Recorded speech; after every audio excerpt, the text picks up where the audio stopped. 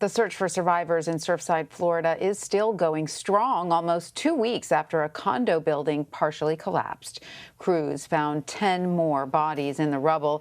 At least 46 people are now confirmed dead and 94 still unaccounted for. CBS News correspondent Manuel Bojorquez is in Surfside and got a closer look at the collapsed site. Sifting through a mountain of concrete, steel, and debris, rescue crews continue the round-the-clock search for survivors. But good news is in short supply. The key things we're looking for all throughout in regards to void space, livable spaces, we're not coming across that. Still, leaders insist they are not giving up hope. It's hard to imagine this was once a 12-story condo building, but it's the little things, like that cushion right there that was once part of a sofa or patio furniture, that remind you of the lives lost. A few blocks away, 4 of those lost were laid to rest. The Guada family, Marcus, Anna, and their 10 and 4-year-old daughters, Lucia and Emma. Friends say they were an incredibly close and loving family. Symbolically, the 2 young sisters were placed together in the same white casket adorned with ribbons. With the cause of the Champlain Tower South collapse still unknown, Surfside Mayor Charles Burkett says there are significant concerns about the virtually identical sister building, Champlain Towers North.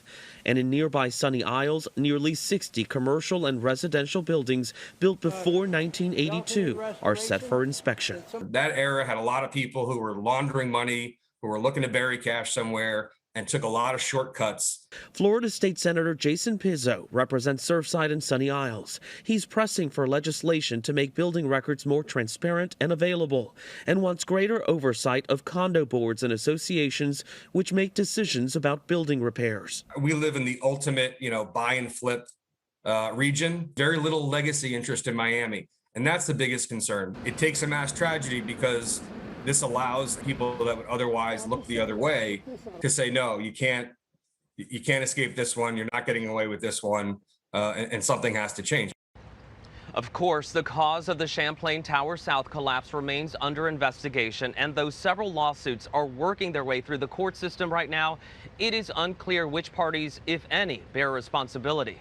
Manuel Bojorquez, CBS News, Surfside, Florida.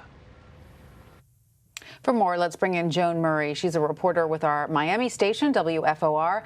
Hi, Joan. Officials say this is still very much a search and rescue effort at this point. As of Tuesday, 5 million pounds of rubble have been removed. So what is the search and rescue strategy right now? Good afternoon, Tanya. Well, it can't be overlooked that in just about 12 hours from now, we're going to mark that tragic milestone when this building came down 2 weeks ago. You ask about strategy, and I guess you might say it's full speed ahead. It continues to be a search and rescue effort. There was a news conference a short time ago, and they are not giving up hope, even though we are marking, as we say, 14 days since this initial collapse happened. Now, when it comes to recovering people, I spoke to the mayor of Surfside, Charles Burkett, a short time ago, and he did tell me that over the weekend that implosion of the rest of the building coming down is a help in moving things forward more quickly, because as everyone remembers who saw the initial video, remember that left portion came down, then the right portion. Well, that left portion, that is what has been off limits to the crews being able to get in and recover, and that's what ultimately led to that recovery of 10 more victims overnight. So there's a lot of concentration in that area to try to find people who were in that initial collapse. I also want to talk about the weather. We're getting a break because yesterday with the tropical storm, the wind did hamper efforts, and they had to stop some of that heavy equipment that allows them to lift that debris. So it's back to that today. We haven't seen too much rain right now, so that is also another break. So again, it's full steam ahead, Tanya.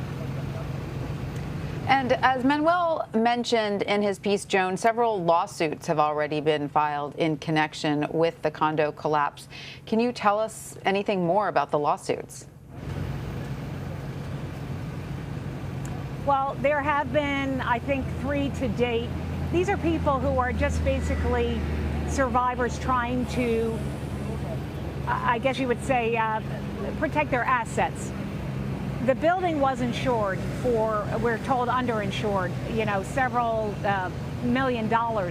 So they want to be sure that they have a stake in whatever moves forward. But in order to get anywhere in these lawsuits, you have to establish liability. And we are a long way off from that, even though we hear a lot of theories about what may have brought the building down.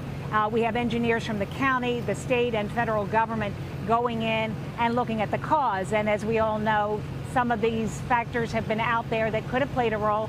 The sinking of the building very slowly over the past couple of decades. We had cracking concrete. We had water intrusion. There's a great deal of discussion about seawater. You see how that building was on the ocean, and with the gradual sea level rise, did that play a role? So again, we are told that over the next few months we will get initial conclusions. The final, I guess, cause, you might say, might take a couple of years. As somebody pointed out to me, they're still investigating some collapses in Hurricane Maria in Puerto Rico. So it gives you an idea of the amount of time it may take to get the ultimate final cause, but we will, as time moves ahead, be getting partial causes of this terrible disaster. Joan Murray, thank you so much. Joan with our Miami station WFOR in Surfside, Florida. Thank you.